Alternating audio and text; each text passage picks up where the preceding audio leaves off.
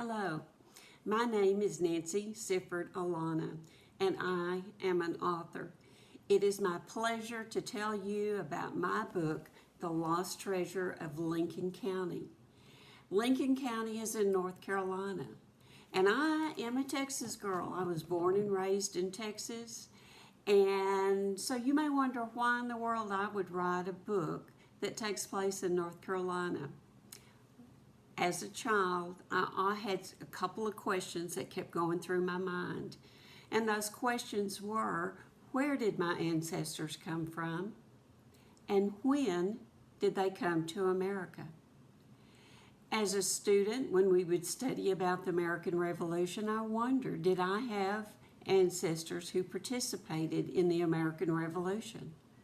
And when we studied about the Civil War, I wondered, did I have ancestors who fought in the Civil War?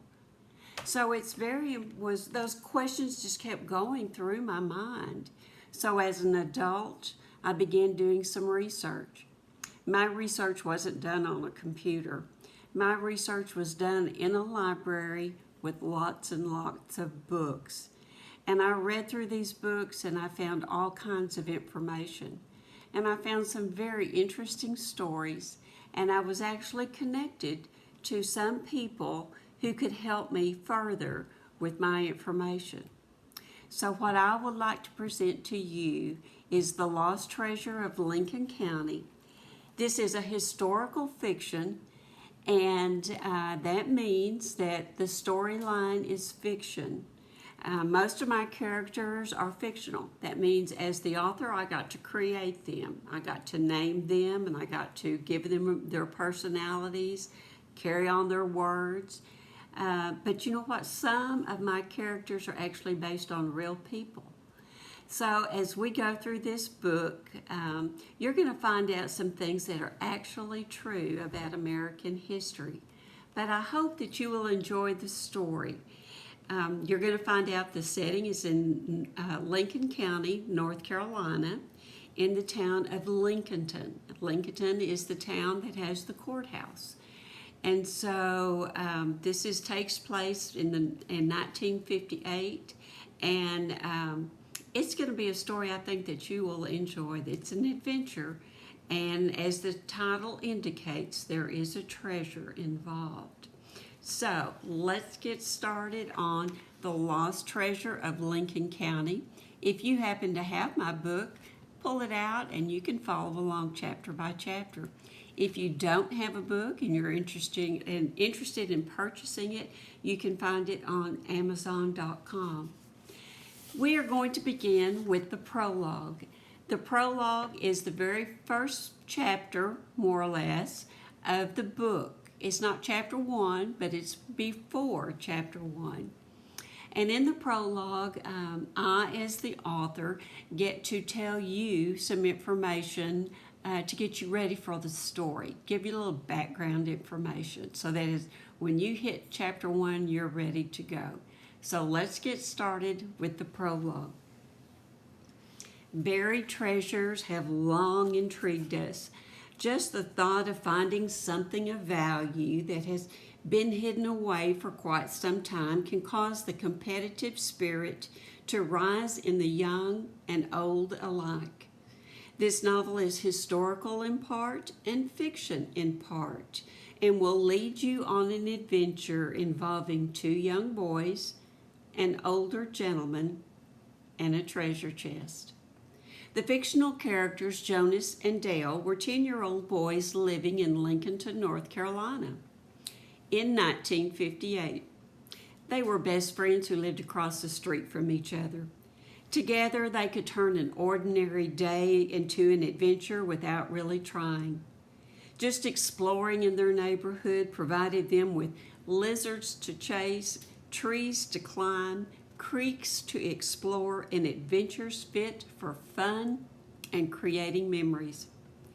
The 1950s were filled with young families whose fathers and grandfathers had fought in World War II. It was a time of rebuilding, opportunity, prosperity, and hope. It was expected that families ate their meals together, worshiped together, and spent free time together. It was the time of black and white televisions, party line telephones, and Big Chief tablets, along with family picnics and 5 hamburgers for $1 deals at the local drive-in. It was great to be an American, especially an American child. Life was simple, and in this small North Carolina town, it was spent outdoors as much as possible. Air conditioning during the summer was limited mostly to attic fans or window air conditioners. Children did not spend all day in front of the television, although they usually began their day by watching Captain Kangaroo or Howdy Doody. They used their imaginations and found creative ways to play outside from daylight to dark. In the 1950s, boys such as the ones in this novel, dressed in plain white t-shirts or striped or plaid shirts, blue jeans, and Converse high-top basketball shoes. Their blue jeans usually had holes in them that had been patched by their mothers and had been handed down from a big brother, relative, or neighbor who had outgrown them. Boys had very short hair that was cut in styles called flat tops or burrs. They went to the barber shop marked with a striped barber's pole to get a haircut. Young boys, usually accompanied by one of their parents, would arrive at the barber shop and wait their turn for the barber's chair. It was a good place to catch up on local gossip, and the young boys would receive a piece of bubble gum or a lollipop before they left. It was also a time people remembered the events of World War II and the Korean War. The Vietnam War was just getting started, and the men who had already been to war hoped their sons would not have to fight in the next one. There was a deep love for America and a tremendous amount of pride in those who served in the military. Many fathers, sons, and brothers had not returned from the wars, and hearts were stirred with their memories whenever the American flag marched proudly down the street. Hats were quickly taken off the heads of men and boys and placed over their hearts. Everyone would stand tall with their hands over their hearts and show respect for the red, white, and blue. In this novel, Jonas and Dale befriend an older gentleman, Mr. Harry Sifford, a trusted and respected man who enjoyed sharing his knowledge of local history. He also proved to be a great help to the boys throughout their adventure. Jonas and Dale grew to love him as much as a grandfather. In real life, Harry Sifford and his wife Virginia lived in Salisbury, North Carolina, and did extensive research on the Sifford family. This novel contains historical information that is based on fact. However, many of the characters, events, and situations are fictional. At the end of the novel, you will find a chapter-by-chapter explanation to help you separate fact from fiction. A family tree, a timeline, and historical data provide you with additional information.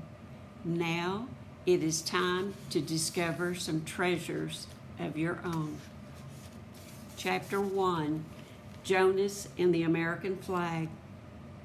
Jonas loved sleeping late on lazy summer mornings. He would wake up slowly and think about his day before he had to get out of bed and get dressed.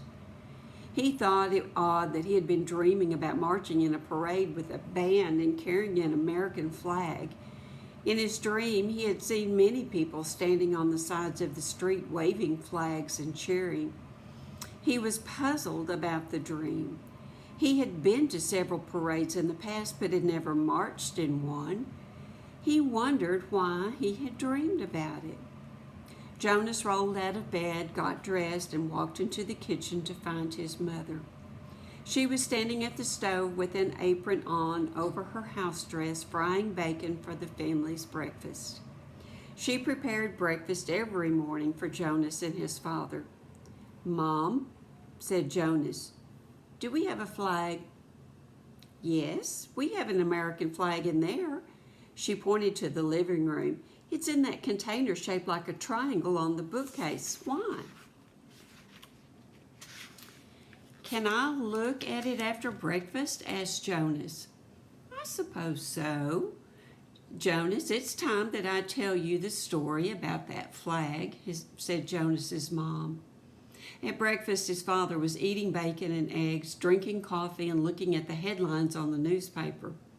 His mom sat down at the table and sipped her coffee. She watched Jonas as he ate breakfast. He was trying to sneak the comics away from the newspaper his father was reading. He waited patiently for his father to leave for work. His father worked at a neighborhood garage. Jonas loved the smell of a garage. Whenever he smelled oil, grease, and tires, he thought of his father. He waved goodbye to his father and watched him drive off in his old Chevy pickup. "Mom, can we look at the flag now?" asked Jonas.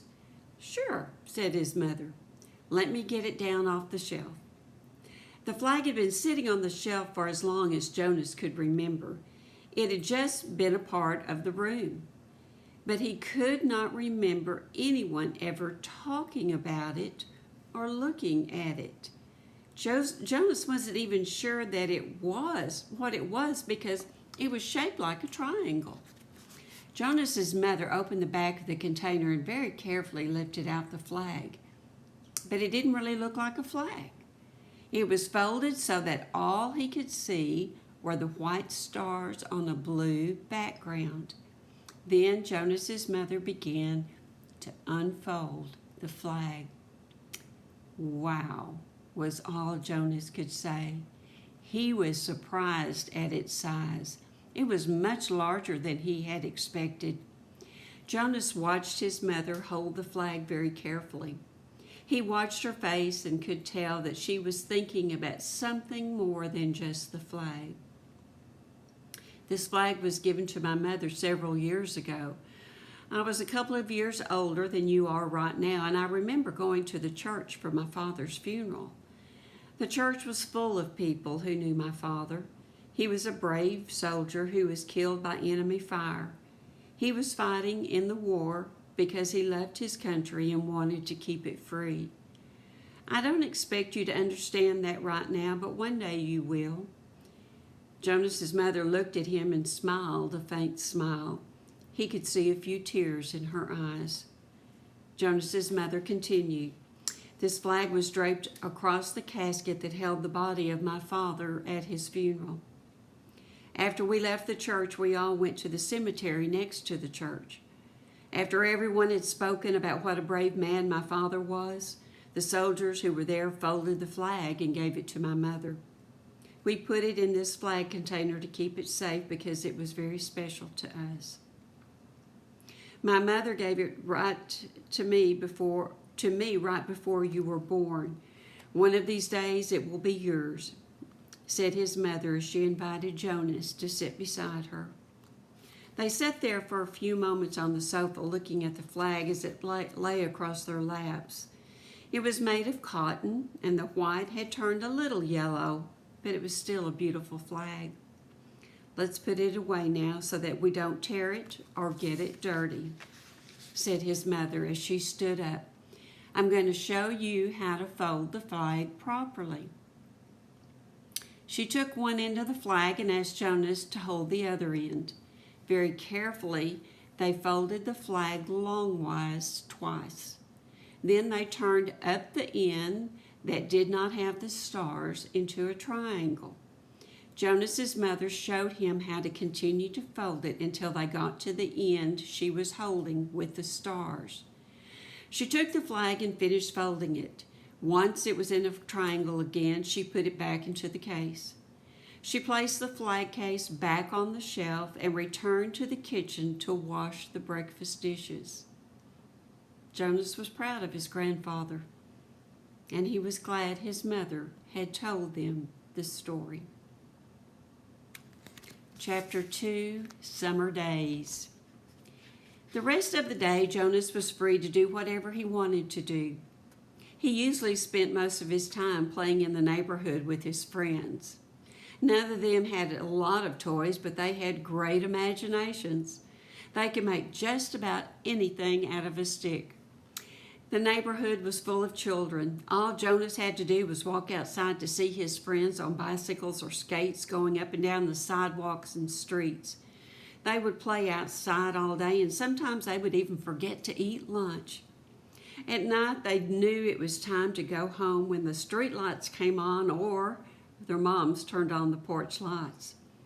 It was great being a kid in Lincolnton, North Carolina in 1958. If Jonas needed anything, he could go to the closest house of one of his friends and get it. Food, drinks, or restrooms were always close by and willingly available at their homes. There was just one rule: leave it as clean as it was when you got there. And they did, because if they didn't, their friends' moms would remind them. That day, Jonas and his friends decided to play cowboys and Indians. Nowadays, parents don't want you to play cowboys and Indians because you pretend you have bows and arrows or guns and shoot people. The boys knew they were just playing and acting like the stars of the movies and television shows. Roy Rogers, the Lone Ranger, and Gene Autry were the boys' favorites. The stories always ended up with the good guys winning, singing a happy song, and riding happily into the sunset.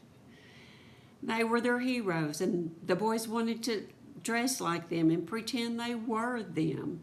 They were brave, good people who cared about their families and friends. Jonas thought his father was just like Roy Rogers. The girls in the neighborhood didn't like playing with the boys. They preferred to do their own thing, and Jonas had no interest in what they were doing. Occasionally, he would see the girls skating on their metal skates with a skate key on a string around their necks, or they would be playing jacks, jumping ropes, or playing with the hula hoops. Sometimes Jonas would run through their ropes while the girls were chanting, "Cinderella, dressed in yellow, went upstairs to kiss her fellow." The girls would fuss and yell at Jonas, and he would laugh and then go on about his business playing with the guys. Jonas's best friend was Dale. He lived across the street from Jonas. Although he and Dale were different from each other in many ways, they enjoyed exploring the neighborhood together, and they always managed to find an adventure to keep them occupied. The boys played for a while and then decided to walk to the Child's Wolf drugstore for something to drink. The drugstore in their neighborhood had a great soda fountain.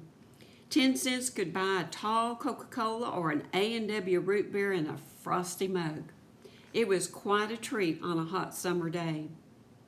As they sat in the wooden booth drinking their Cokes, they talked about all kinds of things. Jonas looked over his shoulder to see if anyone could hear him. Then when he saw that no one was nearby, he asked Dale if he had ever been in a parade. "Me?" asked Dale. "Golly, no. Don't you have to be someone special to be in a parade? Why would I be in a parade?" "Oh, I don't know. I just thought you might have been in one, and I dreamed last night that I was in a parade." "Next month, we will have our 4th of July parade downtown. They're going to have a kids' parade. Maybe you can be in that one," said Dale. "Oh, I doubt it. I'd rather just sit on the sidelines and wave at the people marching in the parade," said Jonas. It was just a dream. Jonas tried to visualize himself in a parade, and he thought it might be fun. But even if he could not march in the parade, he wanted to be on the sidelines watching and cheering as the soldiers carrying the American flag marched proudly down the street. Now that he knew his grandfather had fought in the war and given his life for his country, Jonas felt a pride he had never felt before. This year's parade would be more special than it had been in the past. Jonas and Dale slid out of the booth, ready to go on to their next adventure of the day. The boys walked on the sidewalk toward home. Jonas decided to tell Dale about the flag his mother had shown him and about his grandfather. Dale's eyes lit up as Jonas told the story about his grandfather. "Wow," said Dale, "that's a great story. Your grandfather was a hero." "Yeah," thought Jonas, "my grandfather was a hero." Jonas began to think more about the war and wondered if any of his friends had family members who had been in the war. After dinner with his family, Jonas went back to the bookshelf and found the World Book encyclopedias that his mother had purchased earlier in the year. His mother knew that education was important, and she wanted to make sure Jonas had a good set of encyclopedias available to him whenever a question popped in his head or when he had homework to do. Jonas wanted to learn more about the American flag. He found the volume he needed and laid down on the floor under the floor lamp and to read. He flipped through the pages and found the information on the American flag. Jonas read the following aloud in a low whisper. The stars and stripes of the American flag originated as a result of a resolution adopted by the Marine Committee of the Second Continental Congress at Philadelphia on June 14, 1777. The resolution read, resolved that the flag of the United States be 13 stripes, alternate red and white, that the Union be 13 stars, white in a blue field representing a new constellation.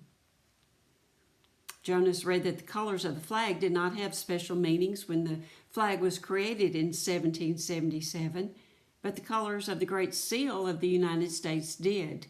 The Great Seal has an American flag on it. A man by the name of Charles Thompson said the white stripes represented purity and innocence. The red represents hardiness and valor. The blue represents the color of the chief. The broad band above the stripes represented vigilance, perseverance, and justice. Jonas also learned that there are proper ways to fly and salute the flag. He even learned that when flags become old and torn, there are special ways to treat them. At a flag burning ceremony, old torn flags are properly cut and burned. The flag is treated with love and respect from the time it is made until it can no longer be flown with the proper dignity and respect that it deserves. Flags are used to drape the coffins of those men and women who served in the military. And when someone important dies, the flag is flown at half-staff. That means the flag is raised to the top of the flagpole and then lowered to the middle of the pole. The flag is flown at half-staff for a designated number of days out of respect. It should also be properly folded when removed from places of honor or taken down from flagpoles. Jonas thought of all the American flags in places all over town, like the post office, the library, the banks, and office buildings. When he started 4th grade in September, he would see the American flag flying in front of the school building. And every morning, he would say the Pledge of Allegiance to the flag in the classroom. Jonas had learned a lot about the American flag. He put the volume of the encyclopedia back on the shelf, spun around like a soldier, and marched around the house singing a song by George M. Cohan.